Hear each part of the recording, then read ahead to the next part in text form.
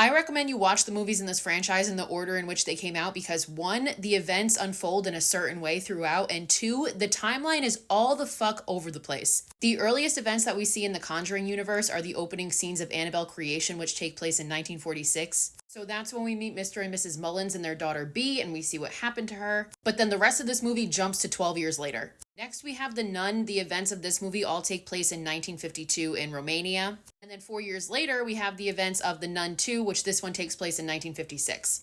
The majority of Annabelle creation then takes place in 1958. So we have the girls move into the orphanage. Sister Charlotte, who is like the caretaker of the girls, also has a reference to the nun because there's a picture with her and other sisters and we can see Valak in the background. We saw that same picture hanging up in one of the houses in The Nun. Next, we jump to 1967 and we get the events of the first Annabelle movie. So Mia and John are a married couple. She's pregnant. John gets Mia a gift and it turns out to be Annabelle. So in Annabelle creation, we end up seeing that the main little girl in it, Janice, is possessed and she ends up becoming Annabelle Higgins, who is adopted by the family that lives next door to John and Mia, and that's how the spirit gets in the doll and all of these events start. They eventually end up getting rid of Annabelle in 1967. Then the events of The Conjuring. This movie opens up in 1968 with the nurses who inherited Annabelle. So John and Mia give up the doll in 1967, and then in 1968, the nurse's mother buys her the doll from an antique shop, and the rest is history. The rest of the events from The Conjuring, like the main story about the parents, takes place in 1971. In 1972, we have the events from Annabelle Comes Home.